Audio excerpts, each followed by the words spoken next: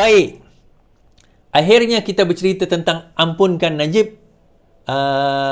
Siapa yang bertanggungjawab? Baik. Saya beberapa hari ini setelah Datuk Seri Najib Razak kalah dalam semakan kehakiman ataupun judicial review beliau tempoh hari, beliau telah mula mengemukakan rayuan pengampunan diraja, supaya beliau Najib diampunkan oleh raja, oleh Yang di-Pertuan Agong. Now, timbul persoalan, adakah Anwar mempunyai konflik kepentingan apabila perkara ini dibawa kepada Yang di-Pertuan Agong? Kerana Anwar selaku Perdana Menteri adalah juga ketua kepada wilayah persekutuan. Wilayah persekutuan di mana pengampunan itu perlu dilakukan di wilayah persekutuan. So, sebelum sampai kepada Yang di-Pertuan Agong, maka rayuan itu kena melalui panel rayuan dipengerusikan oleh Datuk Seri Anwar Ibrahim selaku Perdana Menteri. Dan juga ada yang lain-lain, ada hakim, ada ketua hakim negara, ada panel-panel lain lah, ada peguam negara dan sebagainya, panel-panel lain yang ada dekat situ untuk membincangkan perkara tersebut. Macam saya kata itu, setahu saya, ini I don't know, saya tak tahu kat mana faktanya, di mana, mungkin ada dalam perlembagaan, saya malas nak pergi cek, tuan-tuan boleh cek sendiri. Ataupun mungkin ada dalam peraturan ke pengampunan diraja ke, I'm not sure. Di mana seseorang itu kena serve, kalau tak silap sama ada 1/3 atau 1/4 daripada sentence dia sebelum dia layak untuk memohon pengampunan diraja. Ini kalau tak silap saya adalah perkara yang prosedur yang perlu dilakukan. Baik, kita baca kenyataan seorang peguam. Zainur mengatakan, ampun Najib, Agong bertindak atas nasihat, kata Zainur. Seorang peguam kanan hari ini menunjukkan pandangan berbeza daripada ahli Parlimen Pasir Gudang Hassan Abdul Karim berhubung permohonan pengampunan UMNO buat Najib. Kata Zainur, pada pandangannya, Agong tidak mempunyai kuasa untuk memberi pengampunan kepada seseorang melainkan setelah mendapat nasihat daripada lembaga pengampunan. Justru Zainur berkata, pendapat dikeluarkan Hassan mengenai pembabituan Perdana Menteri adalah dalam proses mendapatkan pembebasan bekas Presiden UMNO yang sedang dipenjara kerana itu. Pandangan tersebut tidak betul. Lembaga pengampunan diaguntai oleh ahli tertentu termasuk Perdana Menteri.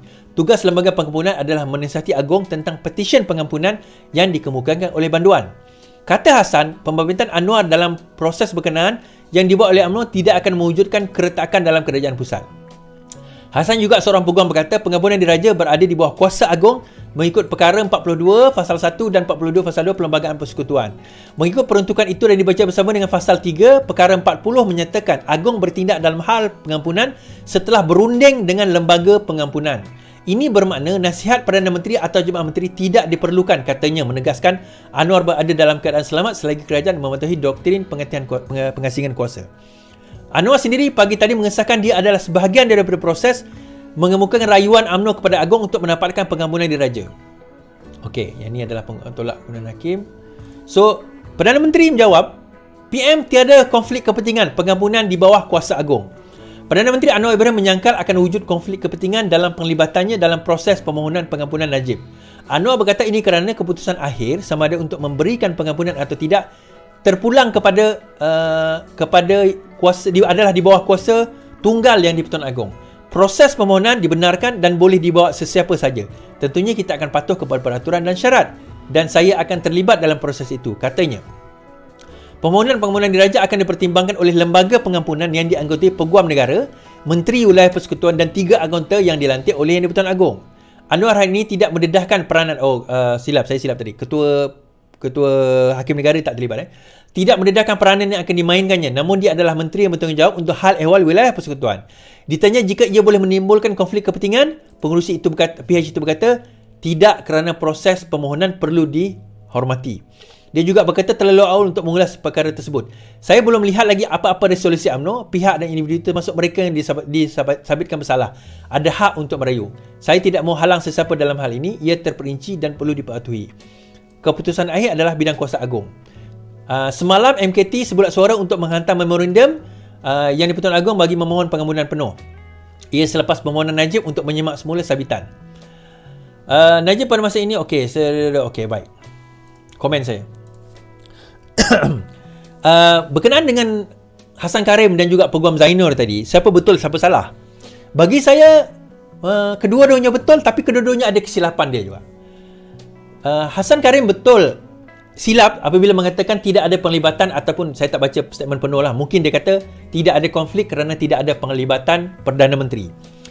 Dalam masa yang sama, Zainur juga tersilap apabila mengatakan bahawa yang di-Pertuan Agong mesti subjek kepada hikmat nasihat atau peruntukan yang diberikan oleh lembaga pengampunan yang dipengerusikan oleh Perdana Menteri. Okey. Jawapan saya, kalau pendapat saya kata bahawa tugas lembaga pengampunan adalah memberikan segala butiran nasihat, memberikan segala peraturan sama ada perkara tersebut mengikut peraturan atau tidak. Namun akhirnya dia bergantung kepada budi bicara yang di-Pertuan Agong. Maknanya bukan badan pengampunan tu kata yang tuanku kena buat A, tuanku kena sign je. Dia tidak begitu. Dia boleh, pengampunan diraja boleh kata, dengan ini kami semua mencadangkan A berdasarkan kepada fakta-fakta berikut. Namun kalau yang di-Pertuan Agong kata tidak A, saya nak buat B, itu terpulang kepada budi bicara dan bidang kuasa yang di-Pertuan Agong dalam tempoh pengampunan. Jadi apakah tugas jawatan kuasa pengampunan tersebut? Tugas yang pertama adalah memastikan bahawa permohonan tersebut mengikut prosedur yang ditetapkan. Itu perkara pertama. Mengikut prosedur yang ditetapkan. So apakah prosedur-prosedurnya? Saya tak tahu. Saya tak tahu sebab saya tak pernah meneliti tentang perkara tersebut. Dan Datuk Seri Anwar sendiri tadi sebut bahawa beliau pun belum lagi maklum apa yang akan berlaku. Dia tak akan berlaku esok, tuan-tuan. Esok Ahad. Lusa tu tak akan berlaku. Dia akan ambil masa. Sebelum sampai kepada lembaga rayuan, dia akan ada pegawai-pegawai dia. Akan ada proses yang perlu dilalui sebelum sampai kepada lembaga rayuan, sebelum mereka berbincang, sebelum dipersembahkan kepada yang di-Pertuan Agong. Namun kalau sekiranya prosedur itu tidak diikuti, maka tak perlu sampai kepada yang di-Pertuan Agong. Faham maksud saya? So dia ada prosedur dia. So kalau prosedur dia katakanlah 1, 2, 3, 4, 5. Ada 5 benda kena buat. Wajib. 6, 7, 8 yang ni sunat. Okay, sunat boleh tetap tepi. Tetapi 5 ni wajib. Kalau prosedur ni tidak cukup, tak perlu hantar kepada yang di-Pertuan Agong, peringkat pengampunan diraja dah boleh reject. Contoh. Ni contoh. Saya kata saya tak tahu kan, tapi ni contoh. Katakanlah kena serve 1/3 atau 1/4 itu wajib.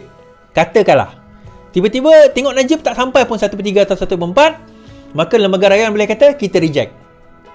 Kita reject, tunggu dulu sampai dia serve certain sentence, baru dia boleh buat rayuan semula. Tak perlu lepas tu, ni reject, tak apalah kita hantar kat yang di-Pertuan Agong. Tak, dia tak macam tu. So lembaga rayuan tapis. Sebab bukan Najib seorang akan minta rayuan ni, tuan-tuan. Ramai orang akan minta rayuan, bukan dia seorang. Ramai banduan-banduan akan boleh mengemukakan rayuan terhadap perkara-perkara pengampunan diraja ini. Antaranya adalah contoh banduan-banduan yang dipenjarakan sepanjang hayat, ataupun banduan yang menghadapi hukuman mati mandatori atau hukuman mati. Mereka boleh memohon pengampunan diraja. Jadi perkara-perkara ini kena dipertimbangkan oleh agensi pengampunan diraja terlebih dahulu, dan selepas itu barulah nak bawa atau tak bawa, itu persoalan yang akan dilihat oleh lembaga pengampunan tersebut. Kalau sekiranya mengikut prosedur, barulah dihantar kepada Yang di-Pertuan Agong. Yang di-Pertuan Agong kata, okey, ampun ke tak ampun. Itu bidang kuasa baginda. Walaupun dia kata, kalau dengan ini kami rekomendasi tak ampun yang tuanku. Tapi kalau tuanku kata, tak, yang ni better rasa kena ampun. Itu bidang kuasa baginda. Faham? Itu pandangan saya. Tuan-tuan mungkin ada mempunyai pandangan yang berbeza. Baik, tamat dekat situ. Baik tuan-tuan, kita cerita tentang Sanusi dululah. Apa yang berlaku? Saya cerita background dulu. Menteri Besar Kedah Sanusi Makno. Sanusi telah kalah saman terhadap Mahfuz. Okay. Kerana mendakwa Mahfuz antara orang yang nak bawa judi ke dalam pokok sena sewaktu beliau menjadi ahli parlimen, di dalam ceramah beliau dan sebagainya. So Mahfuz saman Sanusi, dan pada Mahkamah Tinggi menganugerahkan 50,000 terhadap Mahfuz, menang saman, menganugerahkan 50,000. Namun begitu, apa yang berlaku adalah Sanusi tak puas hati, dia appeal, dia buat rayuan. Dalam masa yang sama, Mahfuz pun buat rayuan, terhadap kuantum atau jumlah diberikan. Dalam rayuan, Mahfuz tetap menang dan Mahkamah Rayuan menganugerahkan 120,000, pertambahan 70,000 dan 10,000 Sanusi kena bayar lawyer Mahfuz kos peguaman mereka kerana memfitnah. Jadi terbukti sebenarnya Sanusi telah memfitnah Mahfuz. Isu dia tuan-tuan, okey, dah settle lah. Dia tak bayar, sampai sekarang belum bayar lagi lah. Belum bayar. Sanusi tak bayar lagi Mahfuz. So, dia akan bagi tempoh. Kalau sekiranya masih belum ada bayaran, maka lawyer Mahfuz akan mengeluarkan surat bankruptcy kepada Sanusi. But I don't think dia akan ada masalah untuk membayar lah. Dia tak ada isu nak membayar benda tu. Namun begitu, yang jadi isunya apa tuan-tuan? Isunya apabila Sanusi dia ulang balik teks, ucapan ataupun posting Facebook yang menyebabkan dia kalah saman.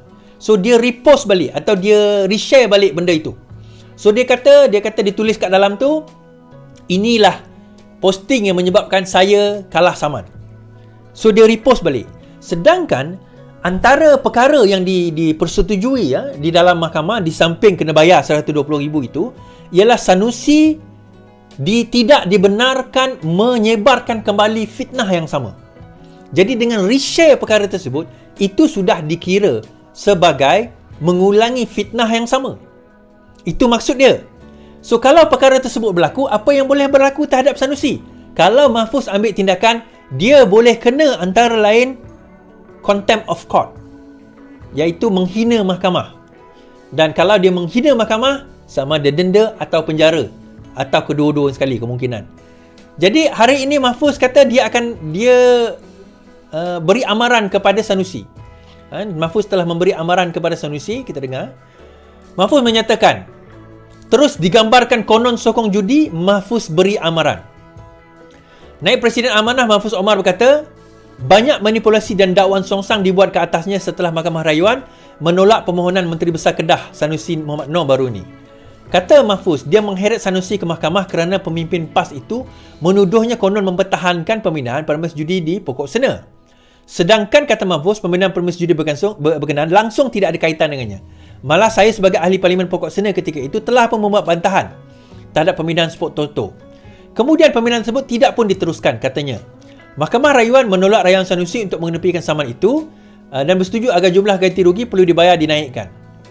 Okey, sehari kemudian, Sanusi yang juga pengarah pilihan raya PAS menyiarkan sekali lagi kenyataan fitnahnya ke atas Mahfuz di media sosial. Posting inilah, dia tulis kat situ, dia reshare. Posting inilah yang didapati saya bersalah oleh mahkamah dan diperintahkan membayar ganti rugi 50,000 campur 15,000 kos dan kemudian dinaikkan kepada 120,000 oleh Mahkamah Rayuan kerana 50,000 didapati terlalu rendah oleh plaintiff. Mereka membuat counter appeal rayuan balas untuk tuntutan lebih tinggi, tulisnya di sosial media. Dalam hantaran yang sama, Sanusi memberi gambaran bahawa tindakannya membuat kenyataan didapati fitnah oleh mahkamah dibuat dalam usaha dia menyekat kegiatan judi. Mahfuz berkata memang ada penyokong PN bertindak keterlaluan dengan mendakwa dia menyaman Sanusi kerana mahu mempertahankan aktiviti judi. Keputusan Mahkamah Tinggi Kuala Lumpur membenarkan saman saya membuktikan dakwaan Sanusi yang mengaitkan saya dengan isu tersebut adalah fitnah. Bekas Timbalan Menteri Sumber Manusia juga memetik beberapa alasan penghakiman di dalam Mahkamah Rayuan. Misalnya, wujud suasana tidak peka pada pihak berkuasa yang meluluskan pemindahan kedai judi terbabit. Hakim juga mendapati kenyataan dibuat Sanusi adalah fitnah seperti yang didakwa oleh Mahfuz. Disebabkan defendant Sanusi mendakwa Mahfuz meluluskan atau telah menjadi pihak dalam peruntukan tersebut, dia mesti menunjukkan bahawa kenyataan tersebut adalah benar. Hakim juga berkata, saya dapati pihak pembelaan gagal membuktikan bahawa kandungan siaran Facebook Sanusi itu adalah benar. Saya dapati defendant tidak menunjukkan bahawa plaintiff bertanggungjawab ke atas pelesenan atau pergerakan cawangan sport Toto dari tapak bekasnya ke premis barunya di pokok sena.